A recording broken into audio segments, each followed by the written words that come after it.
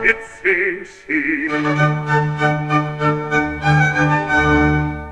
Hello YouTubers, are you watching the latest Game of Thrones show, A Knight of the Seven Kingdoms? I am, and I'm thoroughly surprised by it for two reasons. One, it's very good, and two, it's very masculine. It's all about manly men doing manly things, and we don't hate them for it. When you look at the last 10 years of entertainment media, especially long-running major franchises, there's been a very clear trend. Men, bad. Women, good. When Luke Skywalker returns to the screen after over 30 years, he isn't older and wiser. He's isolated, ashamed, cynical, unwilling to stand for the ideals that once defined him. Oh, and he's also drinking green alien titty milk. And Rey steps into his story and becomes the new Skywalker.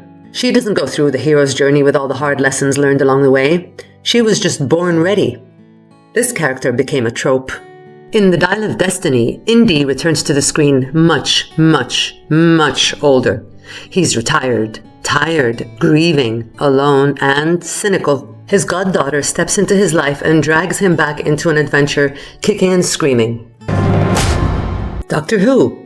After the Doctor was reborn as a woman, the show's ratings suffered because the gender switch did not resonate with the fans. So when they heard that the Christmas special would bring back their favorite Doctor, along with his companion, fans were elated and thought the show was going back to form. This time, the companion had a trans daughter, whose transsexuality itself was the magical ingredient needed to do the powerful things that had to be done. This kind of box-checking may have been brushed off as the usual cringy pandering moment, but the show takes it a step further. The Doctor is dressed down by his companion and her daughter for knowing nothing because he's a man? To be precise, because he is male-presenting. What does that mean, though? Would it help him to put on a skirt? Or does he have to go full snip-snip to get his brain working again? Bond, James Bond, is not only older, he's also kind of obsolete. The iconic 007 designation is handed to someone else. Someone, let's say, more female-presenting. And James kills himself. Bond. Dead Bond. Now guess what? I'm not actually a big fan of all the movies and shows I just listed. I enjoyed a couple of Indiana Jones movies, a couple of Doctor Who episodes, and that's about it. In fact, what the hell, I'm coming out of the closet right here and right now. And I don't like Star Wars! There, I said it. Kinda. And don't get mad at me, Star Wars people. It may not resonate with me, but I will fight for your right to have the Star Wars you deserve. Not to the death, but I'll fight for it. Because just because I don't enjoy them doesn't mean I don't understand how disappointing it is for the fans when their favorite stories turn into vehicles for ideological re-education. But there is one franchise that I have been a huge fan of, and that is Game of Thrones. Or at least the beginning of it. Check out my other videos on Game of Thrones. I'm in the middle of a series that explores why I think it failed. And now we have House of the Dragon. I'm watching it, but I'm hating it. I'm hate watching it. And after season 2 ended, it seems I'm not the only one who feels this way. The show goes out of its way to put all the blame for warmongering on the men, while the women are reluctantly dragged into it because of the patriarchy. Ironically, the female characters end up being very unlikable. Wow, so brave.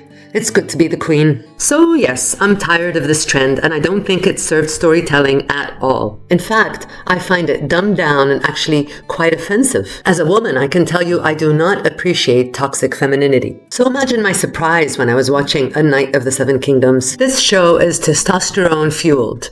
Men jousting, drinking, dick measuring, and falling in love. Men fall in love too, you know. Almost all the characters are men, with one female character who, by the end of episode 3, was a literal damsel in distress who needed to be saved by a knight. Women are into that, you know. The show respects chivalry. It presents grown men who aspire to be honorable and who serve as role models for younger men. The chemistry between Dunk and Egg is more heartwarming than the chemistry between Dunk and Tanzell. So far. But there are several very likable men in the story besides Dunk and Egg. Baelor, the heir to the throne and the hand of the king, is compassionate, modest, and wise. The Master of Games is a bit gross, but he's still very likable. And he did show kindness to Dunk a few times. And Lord Baratheon is another level.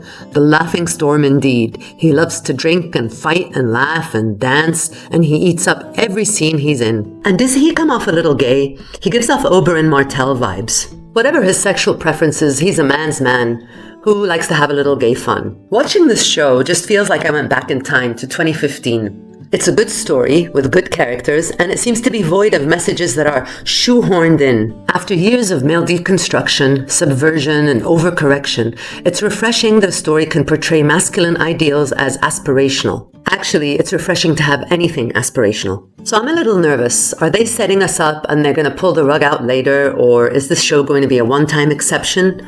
Or are we seeing the beginning of a new era, the post-Hays Code 2.0 era? So what do you think, YouTubers? Can we be optimistic about the future of entertainment?